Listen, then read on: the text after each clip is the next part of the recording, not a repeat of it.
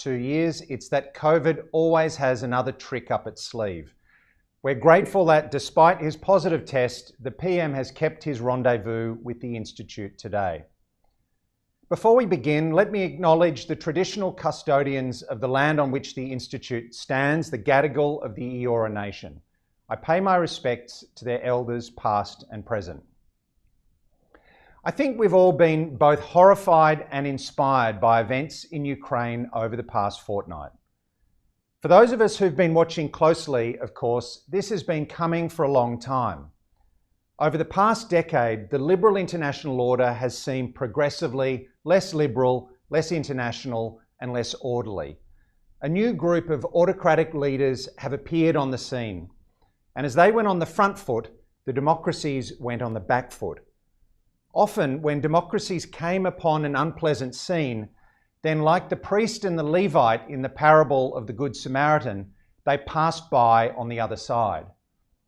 One such scene occurred 11 days ago when Russia's forces invaded its neighbour, Ukraine. Since then, the Russian military has committed terrible crimes against the Ukrainian people. That's the bad news. But there's also encouraging news. The Ukrainians have defended their country with remarkable courage and resourcefulness. President Volodymyr Zelensky has emerged as a leader for our times. And on this occasion, the democracies did not pass by on the other side. The world has responded with steel and resolve. Moscow is almost completely isolated. We've seen tough economic sanctions against Russia and arms transfers to Ukraine. Germany has pledged to wean itself off Russian energy and increase its defence spending. Even Switzerland has dropped its traditional posture of neutrality. Australia has not been quiet either. The government has announced a range of measures, including over $100 million in aid, most of which comprises military equipment. In these extraordinary times, it's my pleasure to invite the Prime Minister to deliver some remarks about these events, their implications for the Indo-Pacific, and Australia's response. After his speech, the PM has agreed to take some questions. Prime Minister, thank you again for joining us from Kirribilli House. Let me now invite you to speak. Thank you very much, Michael, and to the Lowy Institute for the introduction and the welcome, the opportunity to join you. I very much appreciate this opportunity. Let me firstly acknowledge, as you have, the traditional owners of the land on which we meet, the Gadigal people of the Eora Nation, and pay my respects to their elders past, present and emerging. I also want to pay tribute to any serving members of our Defence Forces or veterans who may be joining us today and thank them for their tremendous service to our country. As we meet today, though, and with heartbreaking familiarity, images of catastrophic loss due to flooding have again gripped our nation in Queensland and New South Wales. Sadly, 16 people have so far been lost, and our deepest condolences go out to their families and their loved ones. I want to thank all those engaged in the painstaking work of rescue and recovery, from our brave emergency service workers and our SES volunteers through to the men and women of our ADF. There are some 2,000 Defence Force personnel right now currently deployed across the flood-affected areas under Operation Flood Assist 2022, led by Brigadier Mick Garraway, and directly tasked by state governments in New South Wales and Queensland to support their flood response. This number will increase to some 5,000 over the next few days, and as we move into the clean-up and rebuilding phase. ADF assistance includes airdrops of food and supplies into isolated communities and helping clear roads to restore essential services like power and the internet. More than 100 people have been directly rescued by the ADF since this terrible disaster began, and these rescues continue in the many areas still cut off, working with the SES and other local authorities. In addition, as of this morning, some $193 million has already been paid in disaster payments by the federal government through Services Australia in just 5 days to 163,000 individuals impacted by these floods. Primary producers can also register for recovery grants of up to $75,000 and small businesses for up to $50,000 with the New South Wales and Queensland state governments, as part of a $1 billion program, which is jointly funded 50-50 by the federal government, which has also included $1 million in direct payments to local governments each in the affected areas. But we know more support will be required, and that is especially the case in Lismore and northern New South Wales and surrounding districts, where the flood levels are reported to have peaked above all known records, and several metres at that. In Lismore, this is not just a flood event.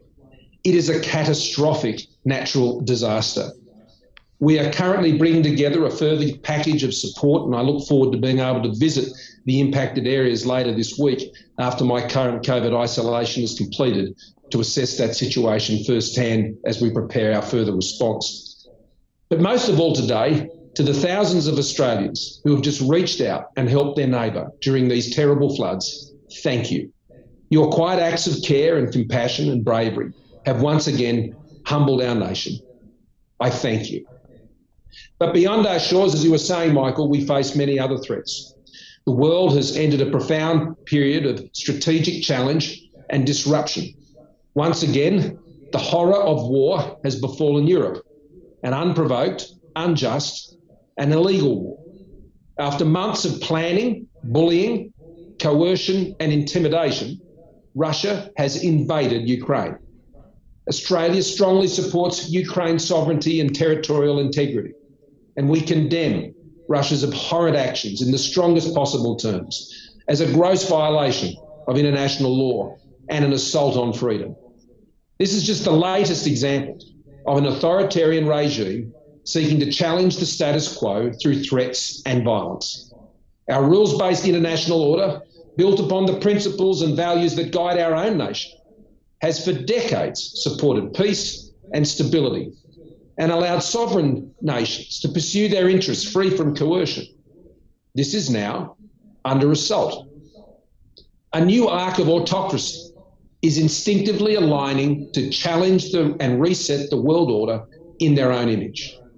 We face the spectre of a transactional world, devoid of principle, accountability and transparency, where state sovereignty and territorial integrity and liberty are surrendered for respite from coercion and intimidation, or economic entrapment dressed up as economic reward. This is not a world we want for us, our neighbours, or our region, and it's certainly not a world we want for our children. The well-motivated, altruistic ambition of our international institutions has opened the door, unwittingly, to this threat, just as our open markets and liberal democracies have enabled hostile influence and interference to penetrate our own societies and economies. Now, we're right to aspire and have open economies. However, the hope that such inclusion and accommodation would lead to some reform or moderation of these autocratic regimes, or assist us more broadly in tackling big global economic and environmental challenges, well, that hope has been disappointed.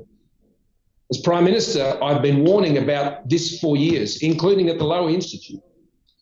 Our Liberal Nationals government has been clear-eyed on these threats. We have taken strong, brave and world-leading action in response. We have taken the initiative to bolster our own resilience, to call out the threat and to rally like-mindeds to address what is taking place right in front of us in plain sight. We have been criticised for our stand, including in our own country, and indeed we have been targeted by those we have criticised. But I'm pleased we have been prepared to stand our ground, because if not us, then who? Would we be expecting others to do it on Australia's behalf to protect our interests? I certainly do not believe Australians want such timidity and resignation from their leaders. None of us want conflict. We want peace, we want stability, but nor do we want the very world order that underpins our freedoms to be eroded for the fear of giving offence, in some vain hope that such concessions would ameliorate the determination of those who seek to intimidate and coerce us.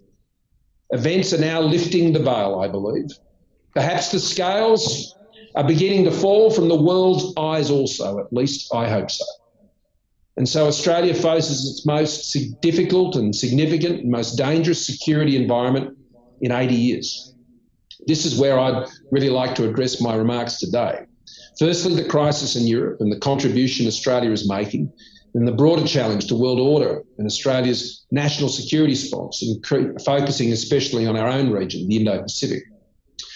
To the war in Europe, Russia's invasion of Ukraine is a gross violation of international law and the UN Charter.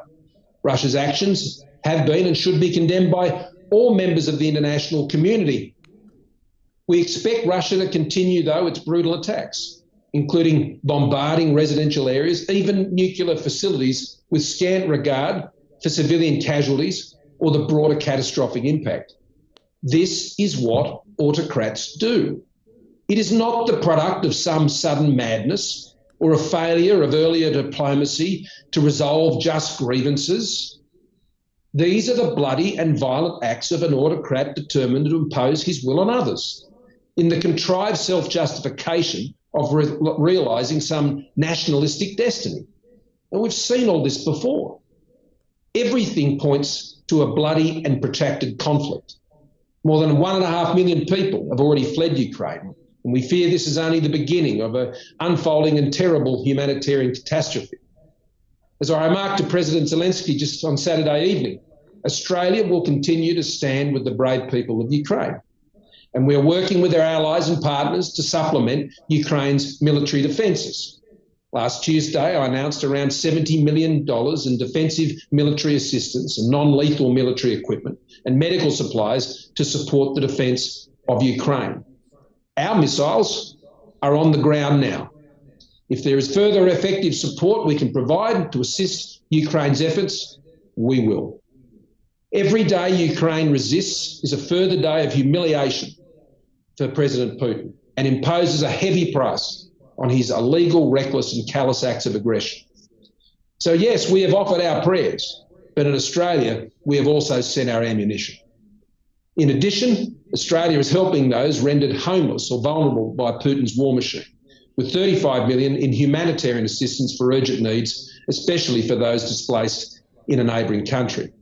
Now, this was a special focus of my discussions last week at the Quad, as well with German Chancellor Scholz and Polish Prime Minister Morawiecki.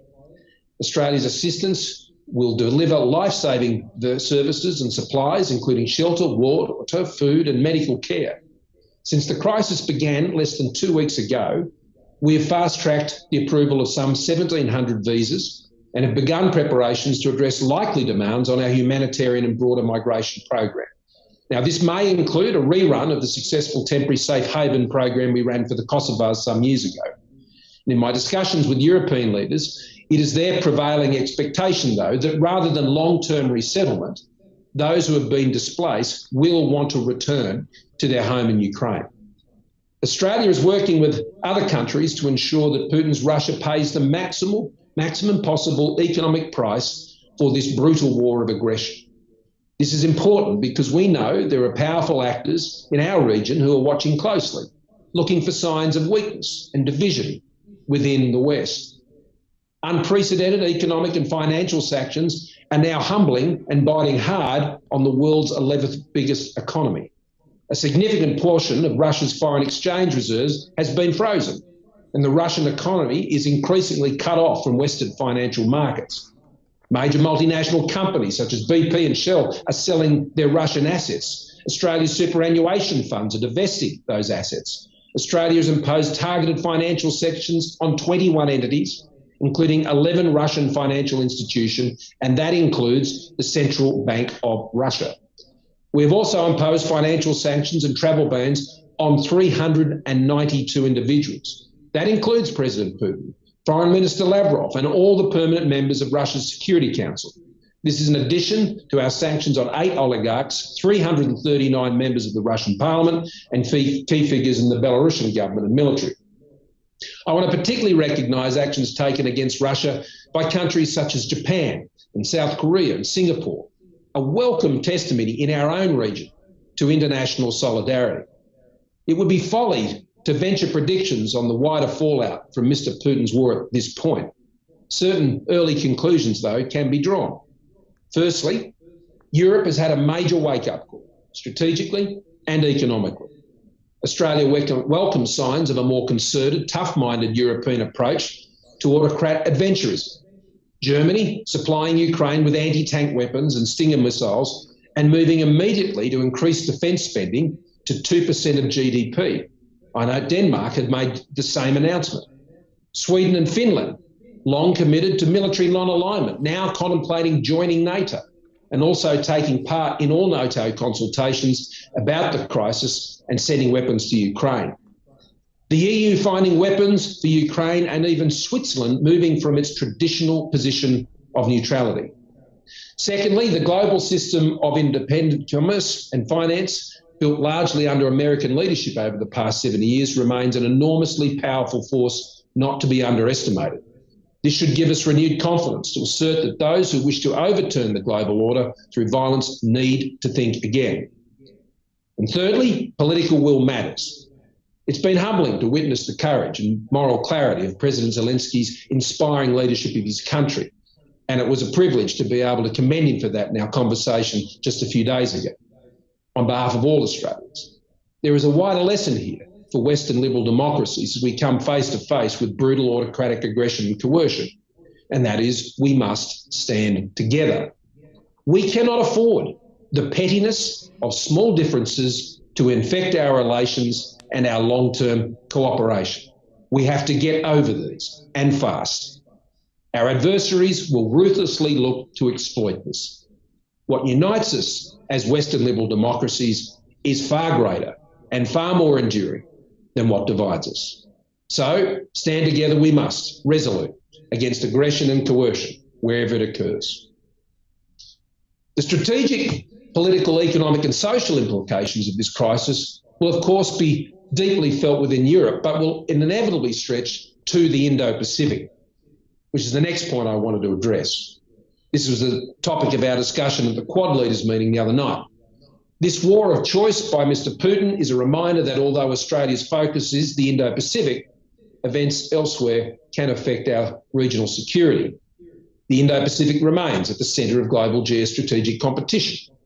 Australia is an Indo-Pacific nation. The future of the Indo-Pacific is our future.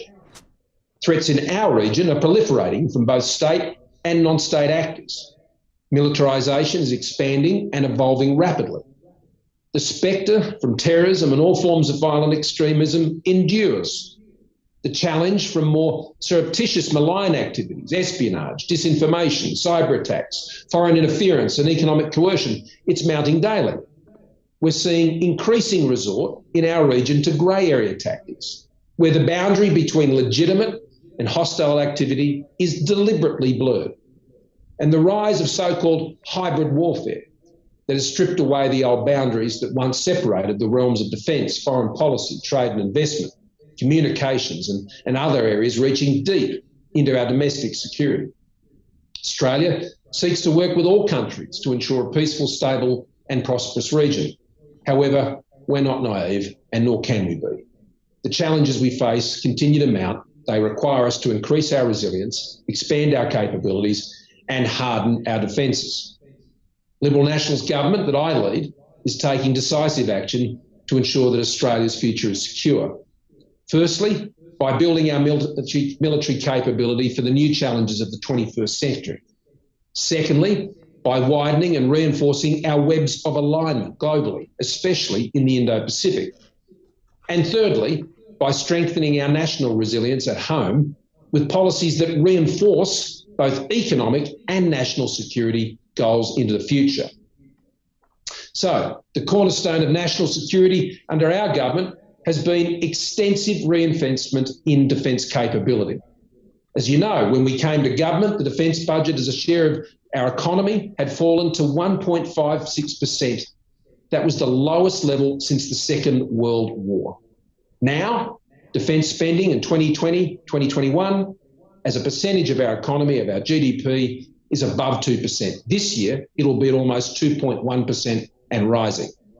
The government is investing $578 billion in the nation's defence force over the next decade, including over $280 billion in enhanced defence capability.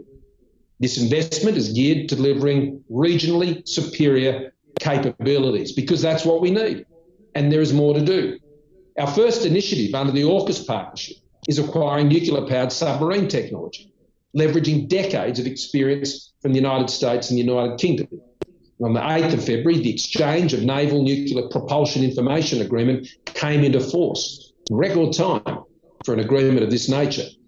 This landmark agreement is the first time since 1958 that the US has allowed access to this vital strategic technology information on nuclear-propelled submarines.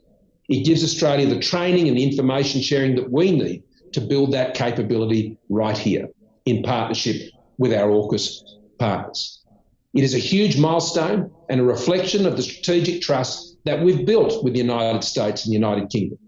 We will also enhance our long-term range strike capabilities to boost ADF's capability to deliver strike effects across our air, land and maritime domains. Australia will be one of the few countries to field Tomahawk missiles, the extended range version of the Joint Air-to-Surface Standoff Missile, and other sophisticated strike capabilities. Through the $1 billion guided weapons and explosive ordnance enterprise that I announced, we will be able to make our own weapons on our own soil. Now, this is essential to keep Australians safe, while also building sovereign capability right across Australia. We are developing niche technologies to enhance our capability and partner interoperability in space and advanced cyber domains. But it won't end there. Alongside new capabilities, we must ensure they are deployed to maximum strategic effect. It was back in 1987 that the Hawke government announced a two oceans basing plan for the Royal Australian Navy. The intention was a Navy capable of deploying major fleet units for sustained operations off both the east and the west coasts. Significant infrastructure and force structure investment led ultimately to the main fleet bases on each coast becoming known as Fleet Base West at HMAS Stirling, which became home of the Navy's new Collins-class submarines, and Fleet Base East, centred on HMAS Cuttable. Since that time, while around half of our major warships have been home ported on each coast, the Collins-class submarine fleet has been home ported in the west. And there's been good reason for this, particularly to avoid duplication of facilities and infrastructure to ensure we had an industrial base capable of supporting submarines. However, tomorrow's capability, particularly now in the context of AUKUS, calls for new thinking. Today, I can announce that the government has decided to establish a future submarine base on the east coast of Australia as well, to support basing and disposition of the future nuclear-powered submarines. This is about additional national capacity, not relocating any existing or planned future capacity for Fleet Base West. Fleet Base West will remain home to our current and future submarines, given its strategic importance on the Indian Ocean. The decision to establish an East Coast submarine base has been many years in the making as part of the transition from Collins. However, the government has now determined that to support our decision to acquire nuclear-powered submarines, establishing a second submarine base on our East Coast will enhance our strategic deterrent capability with significant advantages in operational, training, personnel and industrial terms.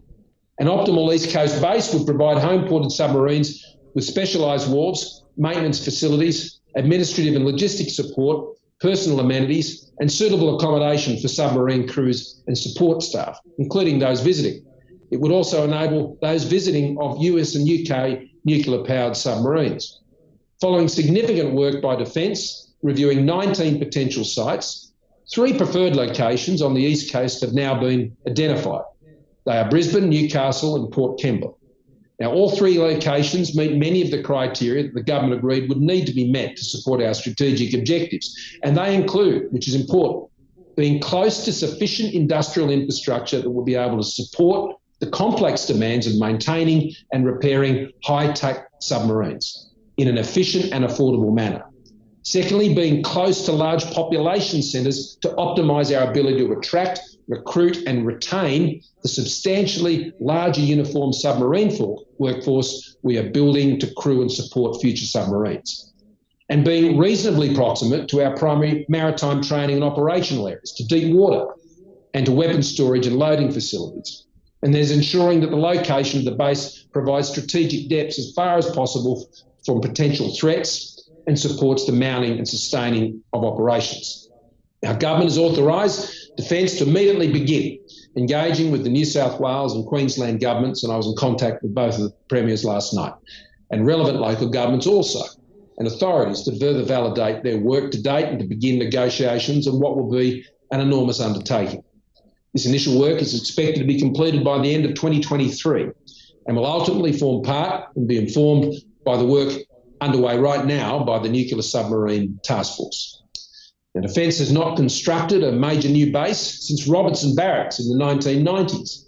Construction of a new East Coast submarine base would be a larger undertaking and the largest infrastructure investment in the integrated investment program of our Defence Forces.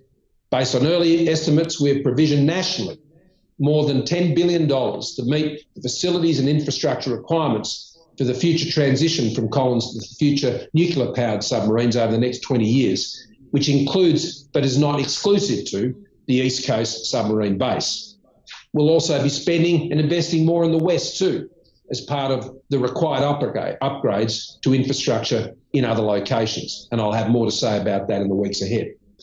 The establishment of a new submarine base on the East Coast will bring significant positive long-term economic benefits. And they're obvious. Investment associated with building a new greenfield submarine base, as well as the economic benefits flowing from a larger ADF population and their families in and around that base. There will also be significant benefits for local and national industry in supporting the new base and the more complex and larger nuclear-powered submarine fleet. Again, none of this detracts from what we will be doing, have been doing, and will continue to do at Fleet Base West, which is central to our future. Australia, though, we never act alone. We are most successful when we work with others. We carry our weight, and that is why we have been so successful in forming so many new like-minded partnerships essential to protecting our national interests and keeping Australians safe. Since 2018, my government has done the hard work of diplomacy to build these relationships and shape our strategic environment, building what we call webs of alignment. We're taking a multi-layered approach, deepening our bilateral, regional and multilateral engagement through the G20 to promote resilient recovery from the pandemic. Through our participation at the G7+, we've made a strong contribution at the G7's invitation to build our collective resilience as open democratic societies and economies. Our new AUKUS trilateral security partnership leverages 70 years of working together with the United States and the United Kingdom to protect our shared values and promote security and prosperity. It is the most significant defence partnership since ANZUS. We've reinvigorated the Quad partnership with India, Japan and the United States with a new leaders dialogue that met again only this past week to discuss the implications of the war in Europe, specifically for a free and open Indo-Pacific. We've completed the reciprocal access agreement with Japan, the first such two-way agreement that Japan has ever entered into. Our cooperation is delivering in the Quad vaccines, setting standards for critical and emerging technologies, enhancing clean energy innovation and boosting supply chain resilience. Australia recently became the first country ever to agree a comprehensive strategic partnership with ASEAN, demonstrating the primacy of our engagement with Southeast Asia. These elevated ties build on nearly 50 years of cooperation as ASEAN's first ever dialogue partner. ASEAN sits at the heart of our region's architecture. Its stability, security and growth is fundamental to our own. To our north and east, our Pacific Island nations are our family. Our futures are inextricably linked. And whenever a family member needs help, we have always helped, and they have in return. And we will always continue to be there for our Pacific family. In the Indo-Pacific, we are working with European partners to help bolster the principles that underpin stability for decades. We will look at practical ways to support Europe's Indo-Pacific strategy. And in the last 4 years, we've worked to elevate bilateral partnerships with Timor-Leste, Vietnam, South Korea, Indonesia, Fiji, India, Papua New Guinea, Thailand, Malaysia, Austria, and Germany. China's growing power and influence, though, are a geostrategic fact that is known to all of our partners. What we care about is how Beijing uses its strength. There's no doubt that China has become more assertive and is using its power in ways that are causing concern to nations across the region and beyond, including our own. We're concerned at the militarisation of disputed features in the South China Sea, where international law should apply, as it does everywhere else. And we are concerned about growing tensions in the Taiwan Strait. Australia has long supported the status quo that has underpinned regional security and prosperity. That status quo was disturbed by China's military actions. few weeks ago, we saw a Chinese naval ship in the Arafura Sea, irresponsibly pointing a military-grade laser at an Australian Defence Force aircraft.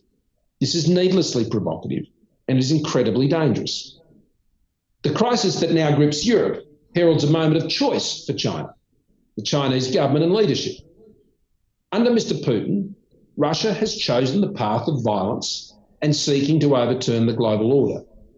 The world has heard China's words about its commitment to global peace and respect for sovereignty and territorial integrity and playing a positive role in the international community for a very long time now. So it's now up to China and their leaders at this hinge point of history to demonstrate that these are more than just words. But I fear the early signs are not good, as following the Xi Putin meeting in Beijing at the Olympics that preceded the invasion, the Chinese government has acted to throw Putin's Russia an economic lifeline, relaxing trade restrictions on Russian wheat. And today, we even hear of UnionPay's potential involvement out of China in supporting a payment system in Russia. China's language has also pretended to an equivalence of interests between Russia and Ukraine, and even a legitimate cause for Russia to invade Ukraine. No country would have a greater impact right now on Russia's violent aggression towards Ukraine than China joining the rest of the world in denouncing Russia's aggression and applying the same sanctions we have. So far, they have not. To building our resilience at home, alongside building our military capability and our network of relationships, we must work on the other pillar, which is vital to our national security. We must continue to build our economic strength and resilience at home, to continue to give Australia the ability to make our own decisions and for us to pursue our own path. So let me touch briefly on three areas where the government has worked to build such resilience: cybersecurity, critical infrastructure protection, and sovereign manufacturing capability. Firstly, our 2020 cybersecurity strategy set out a comprehensive $1.7 billion 10-year plan to achieve our vision for a more secure online world for Australians, their businesses, and the essential services upon which we all depend. We've invested in the capabilities of the Australian Cybersecurity Centre, with a particular focus on enhancing our capabilities to protect our critical networks and infrastructure. We've enhanced the powers and capabilities of our security agencies to combat cyber criminals.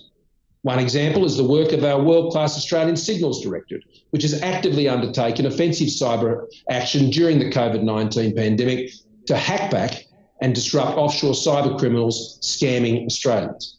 We've also been investing in growing the human capital, so critical to creating a secure digital economy, our cybersecurity workforce.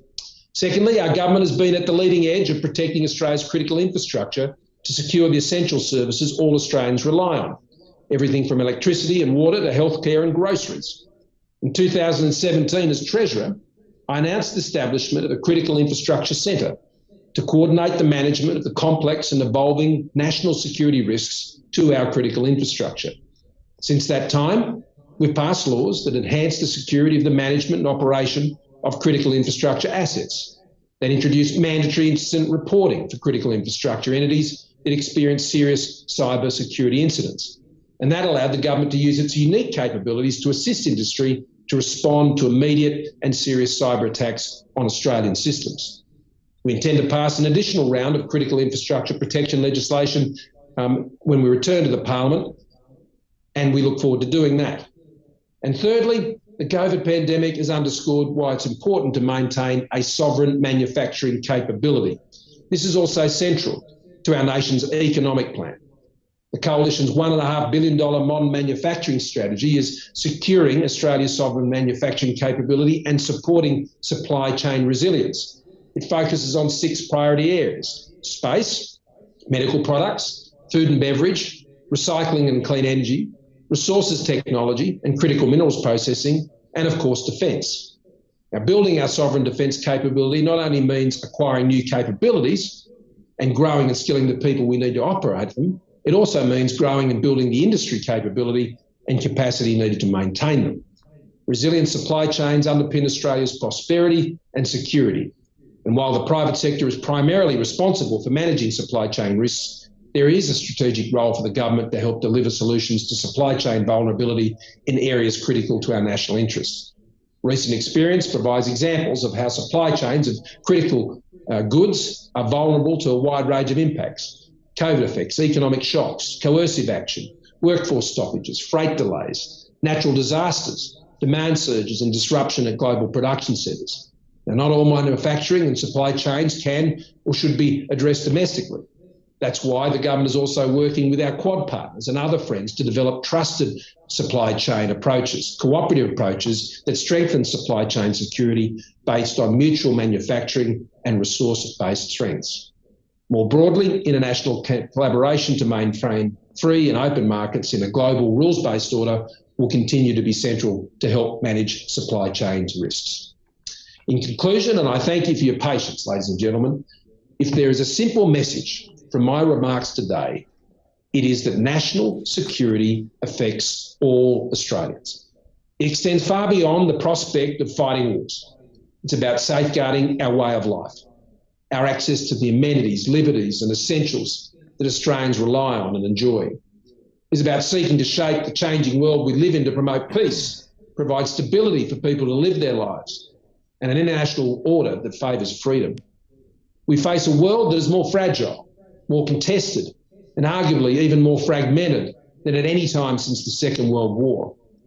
My government has remained steadfast in protecting Australia's interests. We have led, not followed. Australians know the courage we have shown, and we will continue to show it. We are the proven choice, the Liberal National Government, when it comes to protecting Australia's national security interests. Our decisions are underpinned by our values as a liberal democratic country. We believe in a liberal, rules-based global order, one that favours freedom over autocracy and tyranny, universal human rights, opportunities for all, and the sovereignty of all nations. By investing in our national security, we are better placed to protect ourselves and to work with others to protect theirs. To ensure our region remains one in which each country's sovereignty and territorial integrity is respected, where might does not make right, and where the same rules apply to everyone, all countries, whether they are giants or small island states like our Pacific family. Our shared prosperity and security depend on it. That's how you keep Australians safe. Thank you so much for your attention. Well, thank you, Prime Minister, for those forceful and wide-ranging remarks that are already being reported very widely. You said, and I quote, "This is the most difficult and dangerous security environment in 80 years, which is quite a statement given that 80 years ago, Australians witnessed the fall of Singapore. Thank you also for agreeing to take some questions. We have about 20 minutes, a bit over 20 minutes, and I'd like to squeeze in as many as I can. I want to ask you about the Indo-Pacific and China and institutions and Australian defence, but let me start with Ukraine. I'm sure Mr. Putin thought that this war would strengthen his position at home. But instead, as you said, Russia has been subjected to unprecedented sanctions, the freezing of its currency reserves, the devaluation of the ruble. We've seen protests in Moscow, along with security crackdowns. In light of all this, do you think a regime change is more likely in Kyiv or in Moscow? Well, I probably wouldn't speculate on either of those, but at this point, but what I would say is this: there is no doubt that Mr. Putin is not getting what he was seeking. And each and every day, the resistance by Ukraine, I think, has been extraordinary. And the cost is piling up day on day on day. I think he's overestimated the capacity of how he might be able to prosecute this illegal war, and the sheer callous disregard, not only for innocent civilians in Ukraine, but frankly, for the way that he has just sent young conscripts into the flames. I don't see how that would be resonating well back in Russia. There is a clear, I think, gap emerging between his ambition and what would be the reasonable nationalistic sentiment of Russians more broadly. And I really do applaud those in Russia who have been standing up. I applaud those Australians of Russian descent here who have been standing with their their Ukrainian fellow Australians. That I think is one of the most positive messages that can be sent out of a multicultural country like Australia. So I don't think it's playing out for Mr. Putin as he thought, and it's certainly playing out far better than anyone would have anticipated for President Zelensky. And he has showed a forthrightness and a determination which has been inspiring. And that's why we lit up the Opera House. That's why so many countries have done similar things. Yes, we have to continue to encourage them to go forward with their efforts and continue to provide them with everything we can to support them. You mentioned that you had a call with President Zelensky at the weekend. Tell us a bit about his demeanour on that call and talk a bit more about your impressions of his leadership in the last couple of weeks. Well, he's very focused. He's very determined. He has a clear plan. It obviously depends heavily on continuing to rally international support, both in a practical way when it comes to lethal defence support, as well as maintaining the pressure. And I think all Western countries, all those participating in these sanctions, need to hold fast and endure over the long term. Some break in the fighting that may occur should not enable the pressure or the vice to be eased when it comes to Russia. And that's what they need. They need that continued international momentum. I talked about Russia having to pay an economic price, but they have to also pay a reputational price for this, a diplomatic price for this. And they are indeed paying that price. So he is just very focused on that element of his plan. He's very appreciative of the support, particularly from Australia, a long way away from Ukraine. I think when he first heard of our support, this was over a week ago, we've been trying to get in touch with each other, but when I get a message say, can't do the call tonight because you can fill in the rest of what he was up to, probably the most reasonable excuse I've heard for not being able to complete a call on a particular night. And we've given him full support. But I'm pleased we could speak on Saturday night and I could just encouraging him what he's doing. And he needs that encouragement. We obviously talked about things like the no-fly zone and things of that nature and additional support, air support. These are complex issues. I sense that he understands that and he understands the delicate balance that has to be maintained by those who are supporting him. But equally, the resistance and the fight in President Zelensky is something to behold. PM, you said Ukraine has been a major wake-up call, and I would say that the West has woken up. How confident are you that we'll remain awake and that this solidarity will continue? Well, I'm maybe not as confident of you, Michael, about how big the wake-up is. I certainly hope that's true. And that's why I made the remarks about this was not the product of President Putin seeking leverage to try and gain some marginal advantage in some negotiations and the usual European dance of diplomacy that goes around here. That's not what this was. He planned this a long time ago, and he was absolutely determined to follow it through. And he went and told China he was going to do it by the reports that we see very clearly. And this is quite chilling. And so now we hear the theories, it's just he's all gone mad. No, he hasn't. He's an autocrat and he's following through on his plans. And for all of us in the West and more broadly, I think we need to understand that autocrats don't play by the same rules as the rest of us. Their mindset is very different. And I found it quite chilling when I spoke to other leaders about conversations that they've had with President Putin about these issues, and they're subjected to a rather lengthy lecture on nationalistic aspirations of Russia and what is rightly theirs. That has a chilling reverberation with similar lectures that I've been on the receiving end of about situations in the Indo-Pacific and what people claim to be theirs. So I think we have to be eternally vigilant on this. And this is very important for Australia. You know, we can't step back from this. I know it comes at a cost. I know it means that we have been targeted, but we must look clear-eyed about the threats in our own region and what's occurring in Europe. And it was a very good discussion at the Quad the other night. Of course, all Quad members are concerned about what's happening in Europe, but the Quad wasn't set up to focus on Europe. The Quad was set up to focus on strategic issues, on humanitarian issues, economic development issues in the Indo-Pacific. And so President Biden and Narendra Prime Minister Modi and Prime Minister Kishida and I had a very lengthy conversation about why it's so important that a price is paid for this aggression and that we understand fully the nature of the work and planning and determination of autocrats.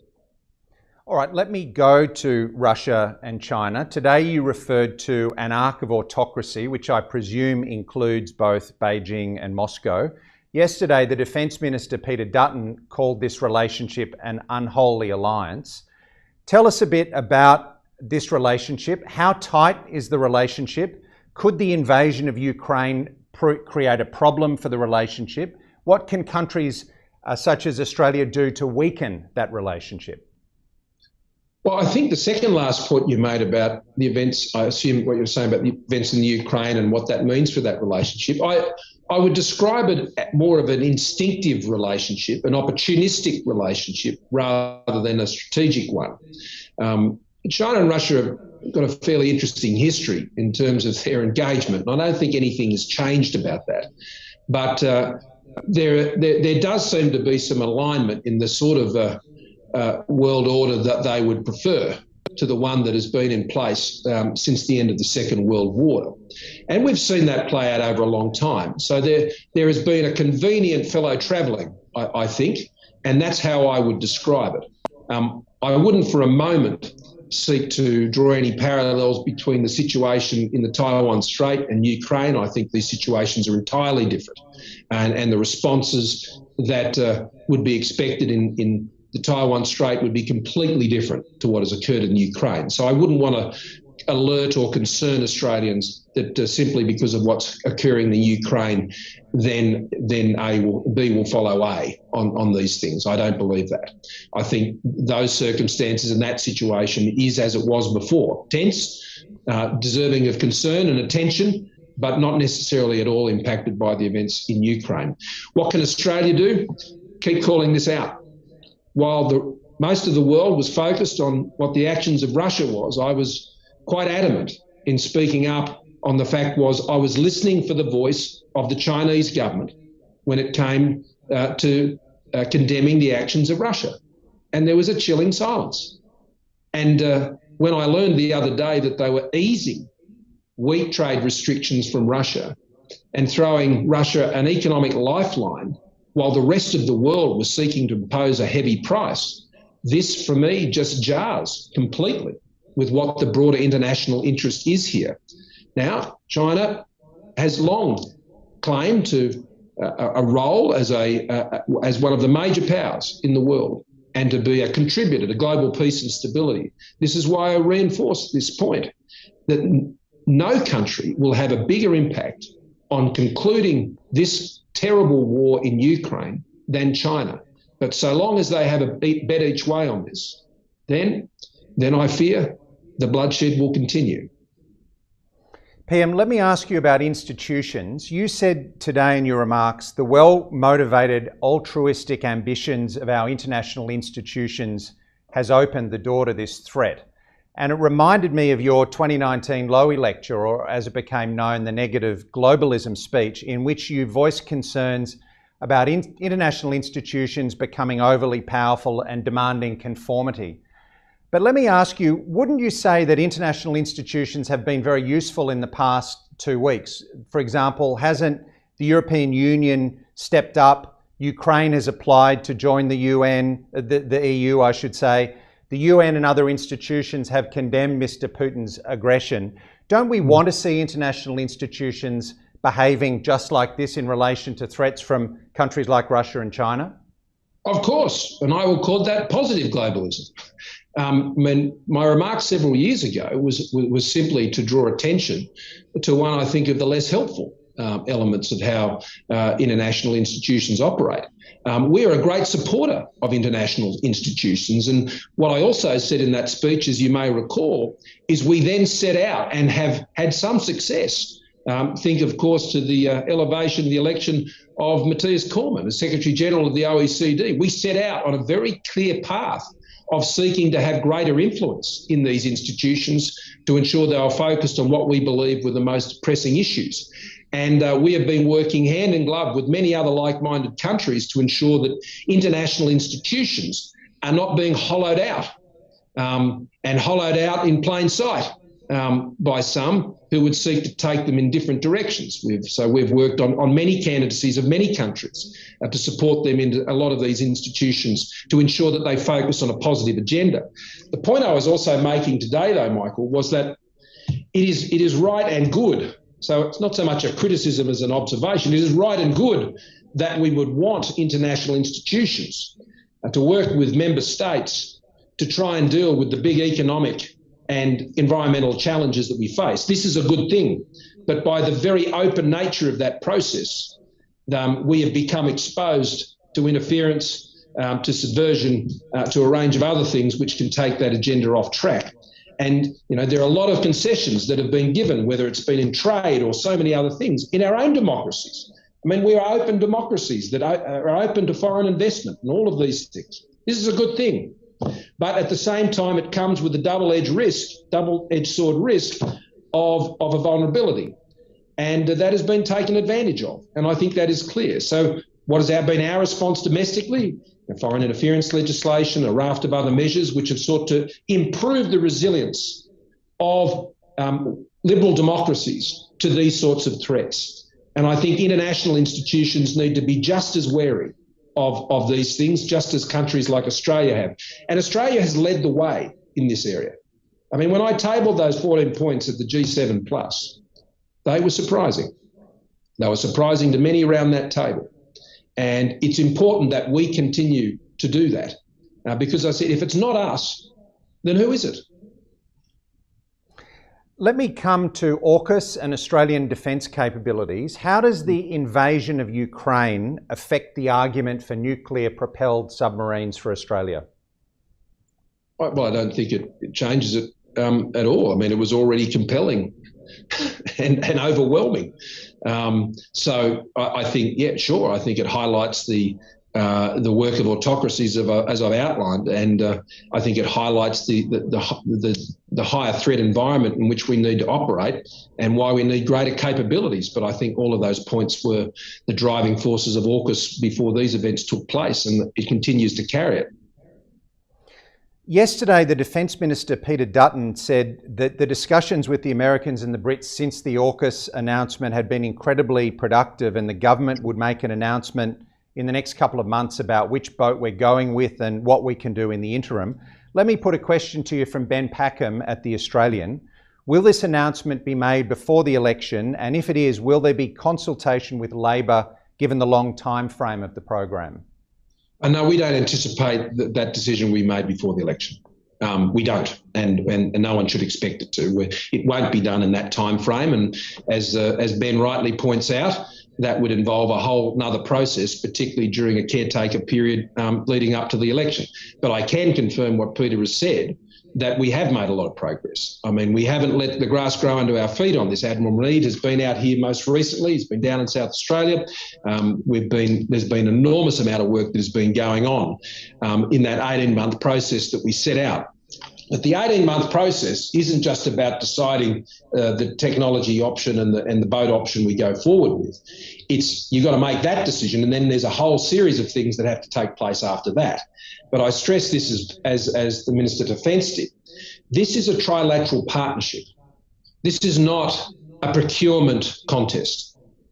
This is a partnership where the decisions are being made together, which separates it from any other procurement arrangement that the government has been involved with. The United States has proprietorship over the technology, not just over any technology that we would seek to use, but also over the UK use of such technology. So that is the nature of this partnership, and the partners are working incredibly well together. The speed at which what was effectively the treaty level arrangements that need to be put in place and how that was able to be secured was very encouraging. And when I was in the United States last year, and we took the effort, as we should have, to go up onto the Hill and be briefing every committee we could, the bipartisan leadership of the House, there was massive support throughout the US system, in the executive, in the legislature, and of course within the defence institutions themselves. Same is true in the UK.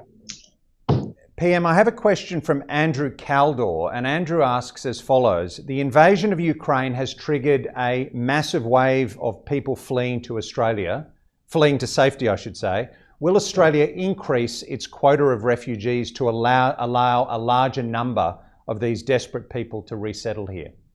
Well, just like with Afghanistan, if we need to, we will. And as I said, the first thing we did is we immediately put to the top of the pile all Ukrainian visa applications. Now, at that time, this is 2 weeks ago, there was about 430 outstanding. They were quickly resolved. And over that 2-week period, we've now processed and granted some 1,700 visas already. Now, there's 1,700 visas in the normal migration program. And this is, I think, one of the points of difference with a Ukrainian migration, and that is we are more likely to see them use many more points of our migration program, the family program, the skilled program, the student program, and so on. And there'll be a mixture of both temporary and permanent visas. Because particularly in my discussion with the Polish Prime Minister the other night and other members of the European Union, their expectation is that 1.5 million people have left Ukraine, that the overwhelming almost entirety of those will want to return to Ukraine if they can. And so that's why I highlighted the potential role of an arrangement like the Kosovo's arrangement, which was highly successful. We provide a temporary safe haven, and they were then able to return to their homeland, which is what they wanted to do. Now, I expect we'll see the same thing here with Ukraine. But, we are preparing those options. But we are also not stepping back on the commitments to our Afghan humanitarian program, which continues. So PM, finally, PM, just for the final question, let me go back to where we started with Ukraine. How do you think this dreadful event will end? And how confident are you that at the end of it, Ukraine will be sovereign, independent and whole? Well, I'm not confident of that outcome at this point. But nor can Mr. Putin be confident of the outcome he thought would come so easily. And I think this is a very important point. I think there has been an overestimation of Russia's capability, and that has been made more broadly, and I think that has been made in Russia. And I think that forces a recalibration of what some people think they can do. It might look all good on paper. It might look like what can be achieved from what the generals and others tell you. But few strategies survive contact with the enemy, as the Defence Force generals will tell you. And I think that has been lived out in a very candid way in Ukraine. And what we will certainly see in Ukraine is a prolonged resurgence. I think what we'll see is a resistance in the Ukraine, which will only grow over time. I think any gains that are potentially made will be very hard to hold. And this all goes to our view about what our response should be, and that is impose the heaviest possible price for as long as possible to deter any other autocrat from thinking they can go down a similar path and it can be done easily or quickly. Well, that's all we have time for this afternoon. Prime Minister, thank you again for joining us today. We know you have many commitments. These are very important issues and we're grateful to hear your thoughts on them. Well, thank you, Michael, for the opportunity again, and thank everybody for their patience. There was a lot to get through today and I appreciate your attention. Thanks again. To our viewers online, let me tell you that at lunchtime this Thursday, we will be hosting the Leader of the Opposition, Anthony Albanese. It's a busy week here at Bligh Street. Mr. Albanese will speak to us about how a Labor government would deliver national security in a complex world. We hope that you can join us for that. But in the meantime, thank you again for joining us today at the Lowy Institute for this special event with the Prime Minister. Thank you and good afternoon.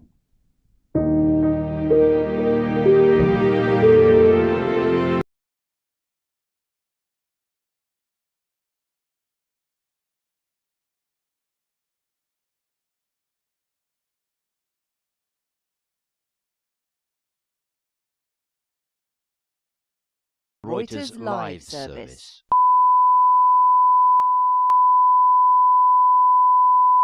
This is the primary audio circuit for the Reuters live service.